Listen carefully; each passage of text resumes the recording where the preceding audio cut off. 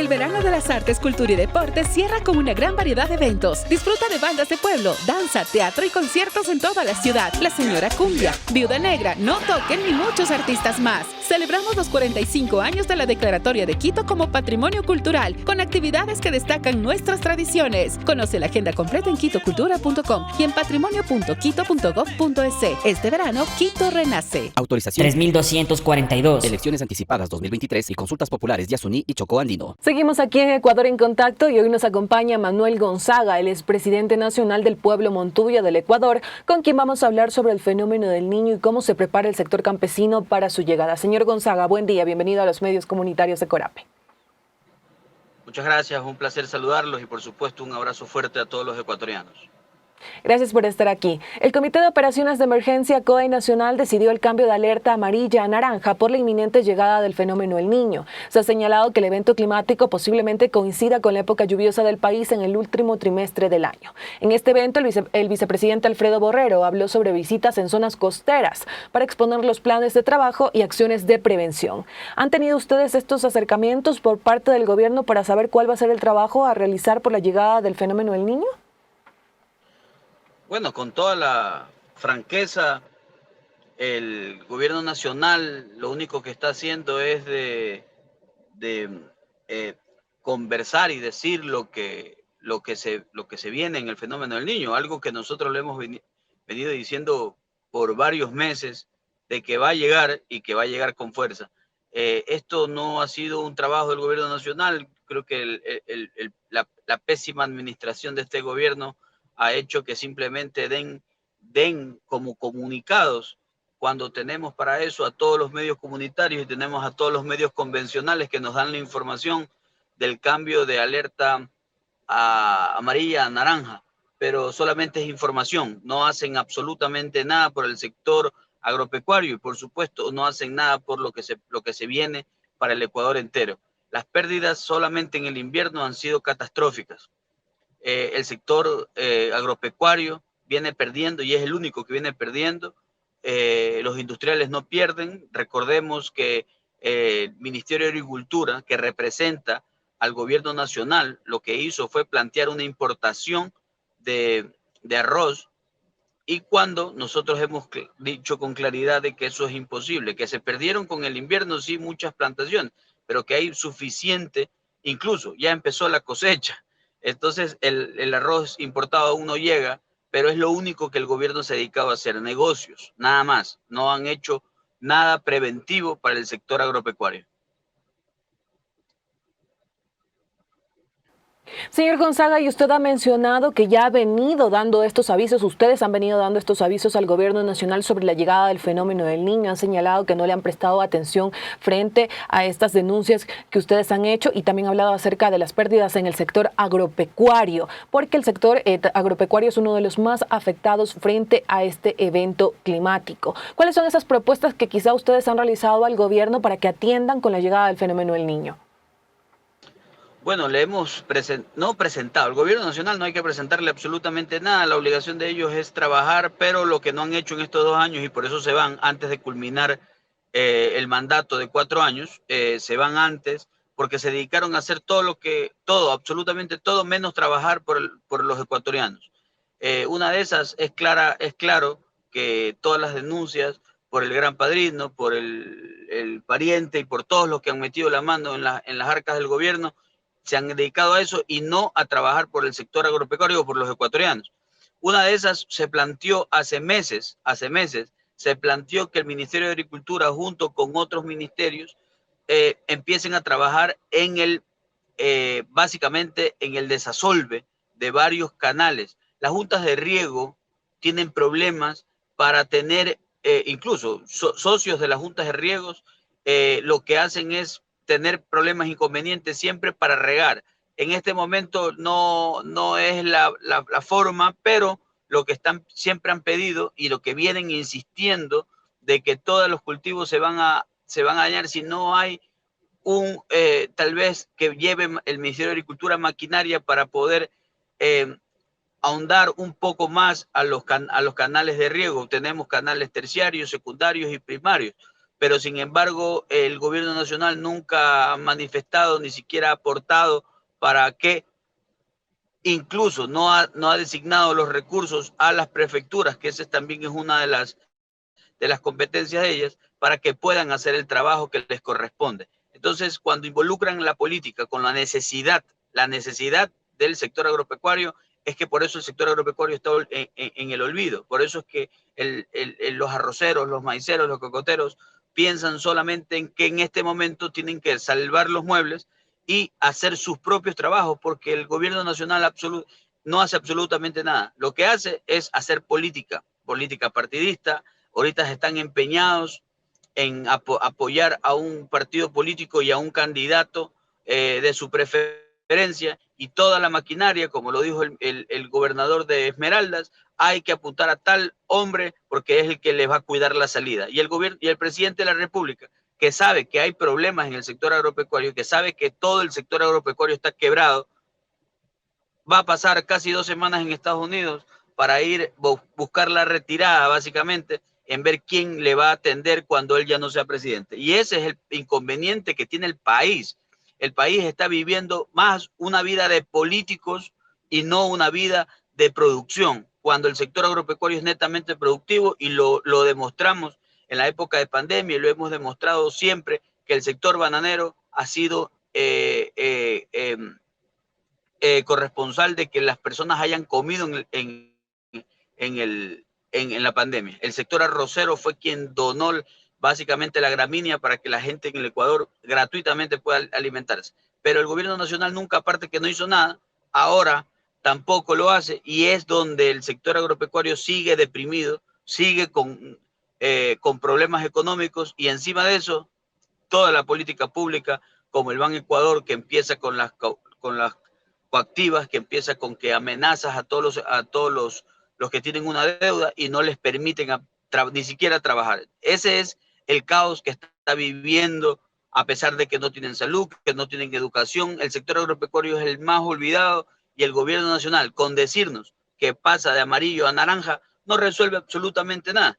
No resuelve, y no va a resolver. Ellos están en este momento preocupados por eso nosotros estamos haciendo las peticiones que nos corresponde a las prefecturas, para que hagan algo de lo que el gobierno nacional definitivamente no va a hacer y no le dio la gana de hacer. Y usted ha hecho referencia a las necesidades que enfrenta el sector arrocero, el sector maicero, y también ha hablado de la importancia de la producción. Para lograr esto, la producción de cada uno de estos sectores, ¿cuáles son esas complicaciones a las que se han enfrentado en este caso, también para que la población que nos está escuchando pueda también conocer acerca de lo que ustedes están pasando?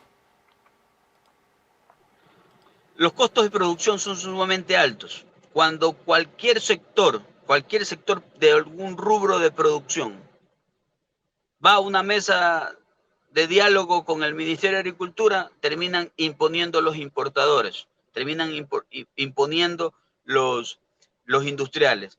¿Qué pasa con el precio, el costo de producción del sector arrocero? Es totalmente inmenso, algo que no se ve en otros países. El Ecuador, el arrocero del Ecuador tiene que pagar esos precios tan altos para producir, para alimentar al país.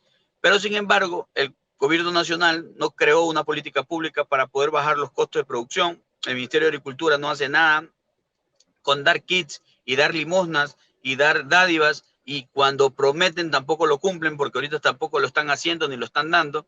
Piensan de que esa es la solución. La otra solución es dividir a las organizaciones, darle limosna, darle migajas a los líderes que son mercenarios del sector agropecuario, que no tienen ningún liderazgo, pero que por ahí andan cuenteando a 2 que 3 personas para que el ministro de Agricultura piense de que está con las opciones y los salvadores del sector agropecuario. El sector arrocero y el cacaotero y bananero, y todos sufren el mismo problema. También, ¿qué es la comercialización? ¿Cuántas hectáreas que no existen están con permiso en el Ministerio de Agricultura del sector bananero? Hay miles de hectáreas fantasmas que son los que ocupan los cupos para poder exportar y poder obviamente hacer otro negocio adicional de la producción. Entonces el pequeño productor está a la deriva, no tiene esa política de comercialización, no existe la comercialización, pero sí la importación. Lo que han hecho con el sector maicero y lo que han hecho con el sector arrocero de hacer que importen como 15.000 toneladas de arroz, eso es miserable. Eso es miserable. Yo sé que se van. Todo el Ecuador sabe que se va y el 98% de la población repudia este gobierno. Pero resulta que para irse se van haciendo el último negocio, que es importar más arroz, quebrando el sector arrocero. El sector arrocero ya está en este momento, está cosechando.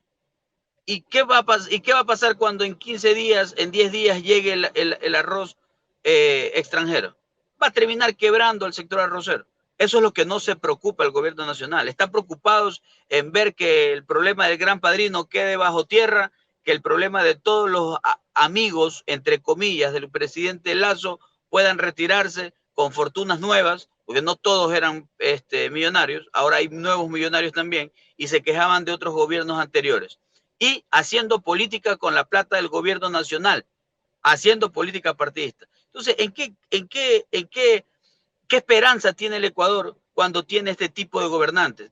Gobernantes que desgraciadamente nosotros en su momento apoyamos, pensando que como tenía plata ya no iba a robar, pero tenía sus formas y miren, están más preocupados, más o menos cuando ponen a cuidar el ratón al queso, porque resulta que lo único que pagan son los bonos, cuando saben muy bien que el presidente es uno de los mayores tenedores de bonos y es el que está preocupado de pagarse a sí mismo los intereses. Entonces, ¿qué esperanza tiene el sector agropecuario?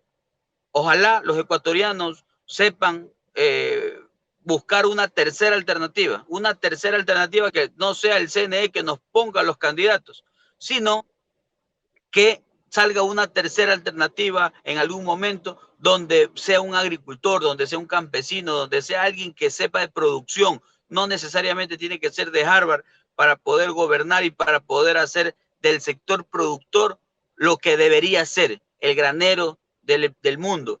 Debería ser, es la capital bananera también, Machala, la capital bananera del mundo, la provincia del Oro, los ríos extraordinarios productores de banano, pero sin embargo son los peores pagados en todos lados. El ecuatoriano es un productor por excelencia, pero resulta que no se le paga lo que le deben de pagarle. Los altos costos de producción son culpa de la falta de políticas públicas que no hacen los gobiernos de turno. Señor Gonzaga, cuando se informó acerca del cambio de alerta de amarilla a naranja por la inminente llegada del fenómeno del Niño, se informó que con esta medida los gobiernos seccionales y otras entidades intensificarían la preparación para ejecutar planes de acción en cada territorio. ¿Cuál es el pedido que ustedes también hacen como Movimiento Montubio frente a este trabajo que deberían de hacer los gobiernos seccionales y también las otras entidades por la llegada del evento climático? Nosotros estamos conversando con varios sectores. Hemos conversado, recién estuvimos en la capital Montubio del Ecuador, que es Salitre, con una multitudinaria asamblea, hablándoles de lo que necesitamos hacer. Y presentar los oficios correspondientes a la prefectura para que puedan hacer tanto desasolves como ahondar un poco más los canales para que no se vayan a inundar tanto como se lo prevé. Al menos en el invierno es lo que sucedió, es un invierno fuerte donde ya se hablaba, los expertos ya hablaban del fenómeno del Niño. En este momento lo que nosotros tenemos que hacer, bueno, cuando ya el sector está totalmente a la deriva y cuando el sector agropecuario está deprimido, resulta que ya no tienen esperanzas de ningún gobernante, ni local, ni mucho menos nacional. Y es ahí donde se provocan estos problemas de no entender, de no saber qué hacer desde el sector agropecuario. Y por eso cada uno de los sectores, al menos hemos hablado con al menos unas 10 juntas de riego y que ellos están haciendo de forma privada este trabajo. Entonces, obviamente esto le corresponde al sector, a los gobernantes, ¿no? Esto es porque para eso pagamos impuestos. Pero resulta que no, definitivamente no hay la posibilidad de que en este momento los trabajos se empiecen a hacer porque no tiene sentido. El fenómeno del Niño se lo viene pronosticando y los expertos lo vienen pronosticando por meses atrás, cuando empezó el invierno. Esto quiere decir que desde enero, diciembre, enero, ya se hablaba del fenómeno del Niño y estamos ya por culminar el año básicamente y recién quieren empezar a trabajar. La información que da el gobierno nacional, y se lo puede ver en las redes sociales, las informaciones que da el gobierno nacional ya simplemente queda para eso, para hacer un gobierno informativo. Porque no tienen un plan de ejecución, nunca lo tuvieron, estuvieron 10 años queriendo llegar al poder, cuando llegaron nunca supieron qué hacer y en este momento no saben qué hacer. Dividieron a las organizaciones sociales, persiguieron y cometieron ilegalidades. A pesar de que le hemos ganado 2 acciones de protección al gobierno nacional, hoy les hemos demandado penalmente, denunciado penalmente ante la fiscalía, pero obviamente sabemos que hay problemas también en la fiscalía. Entonces vamos a seguir insistiendo y obviamente las organizaciones del sector agropecuario están tratando de unificar criterios para poder ver cómo se enfrenta, y esto no tomará más de 15 días, que se hará una convención nacional donde podremos poner primero el mandato del movimiento Montubio, el mandato hacia los candidatos a la presidencia de la República, a los 2, sin excepción, y ver cómo nosotros podremos hacer desde la parte privada, y lo hemos hecho. Hoy por ejemplo, estamos en Tungurahua, la semana anterior, el fin de semana estuvimos en Azuay, en Ponce Enríquez, vamos a recorrer todo Guayas, vamos a estar en Manabí, estamos llevándole lo que más podemos en temas de educación, en salud, en telemedicina, estamos entregándoles becas a los jóvenes. Entonces, y entre esas conversaciones, entre esas asambleas, se está pronosticando ver qué es lo que se va a hacer de manera privada, porque definitivamente lo público nos ha quedado debiendo, no solamente esta, pero ahora con mucha más intensidad se ha visto el abandono del sector agropecuario. Señor Gonzaga, y quizá ustedes tienen un estimado de cuánto serían las pérdidas para el sector agropecuario con la llegada del fenómeno del Niño.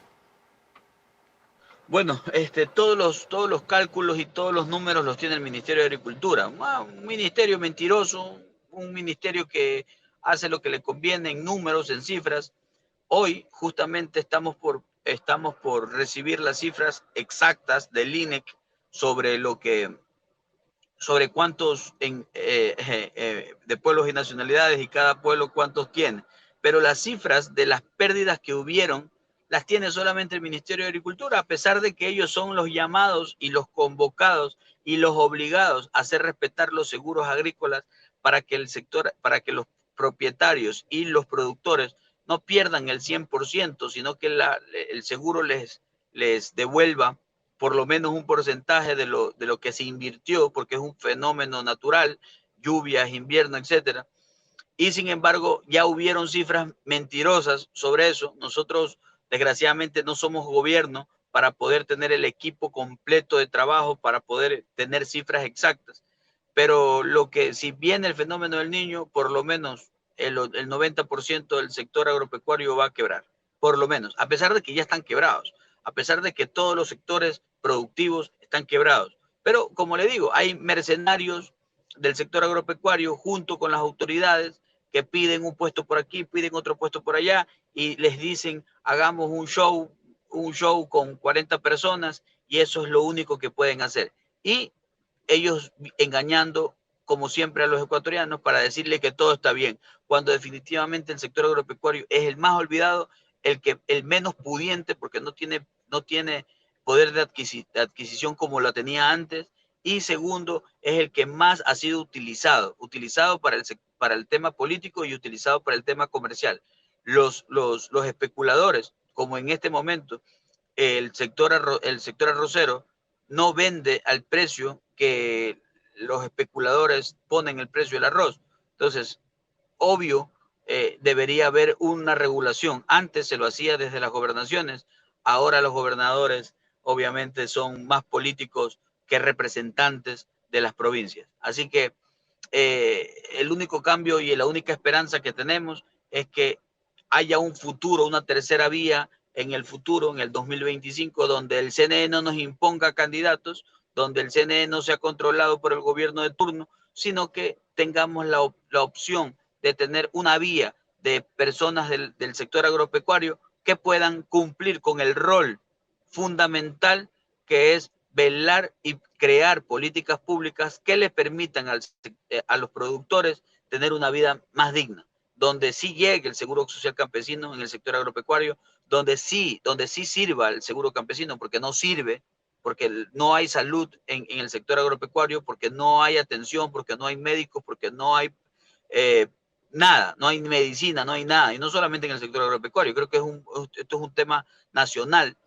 Señor Gonzaga, y también consultarle algo de manera final antes de que culmine esta entrevista. En medio de este escenario, el presidente Guillermo Lasso envió un decreto ley urgente sobre gestión de riesgos y desastres. ¿Cómo analiza también este decreto que debe ser analizado por la Corte Constitucional para ver si se lo admite o no? Ya en la parte final, de manera breve, por favor. Esperemos primero que este decreto sirva de algo. La Corte Constitucional obviamente le ha bajado algunos decretos al presidente de la República por irresponsable, porque pensaba de que lanzar la muerte cruzada iba a hacer que él gobierne solo por decreto y que nadie lo iba a regular, y es la Corte Constitucional que ha bajado algunos decretos del presidente Lasso, que no tiene equipo de trabajo, y obviamente eso, ojalá, vamos a leer ese decreto y con gusto les daremos un boletín de prensa hablando sobre el decreto, y que ojalá, si es bueno para el sector agropecuario, encantados de fortalecer eso y apoyarlo. Pero obviamente si es solamente negociados, como este gobierno está acostumbrado a hacerlo, obviamente rechazaremos ese decreto, y ojalá que la Corte Constitucional haga lo que el pueblo dice y lo que determina la ley, mucho más allá de las presiones sociales, ¿no? Le agradecemos mucho por estos minutos para los medios comunitarios de Corapa. Esperamos tenerlo en una próxima oportunidad. Que tenga un buen día y gracias por atender esta entrevista. Muchísimas gracias a todos los medios comunitarios. Para mí es un honor y un placer siempre estar con ustedes. Un abrazo. Un abrazo también para usted. Amigos y amigas, nos vamos a una pausa. Ya regresamos en este espacio informativo comunitario. El verano de las artes, cultura y deportes cierra con una gran variedad de eventos. Disfruta de bandas de pueblo, danza, teatro y conciertos en toda la ciudad. La Señora Cumbia, Viuda Negra, No Toquen y muchos artistas más. Celebramos los 45 años de la Declaratoria de Quito como Patrimonio Cultural, con actividades que destacan nuestras tradiciones. Conoce la agenda completa en quitocultura.com y en patrimonio.quito.gov.es. Este verano, Quito renace. Autorización 3242. Elecciones anticipadas 2023 y consultas populares Yasuní y Chocó Andino. El verano de las artes, cultura y deportes cierra con una gran variedad de eventos. Disfruta de bandas de pueblo, danza, teatro y conciertos en toda la ciudad. La Señora Cumbia, Viuda Negra, No Toquen y muchos artistas más. Celebramos los 45 años de la Declaratoria de Quito como Patrimonio Cultural, con actividades que destacan nuestras tradiciones. Conoce la agenda completa en quitocultura.com y en patrimonio.quito.gov.es. Este verano, Quito renace. Autorización 3242. Elecciones anticipadas 2023 y consultas populares Yasuní y Chocó Andino.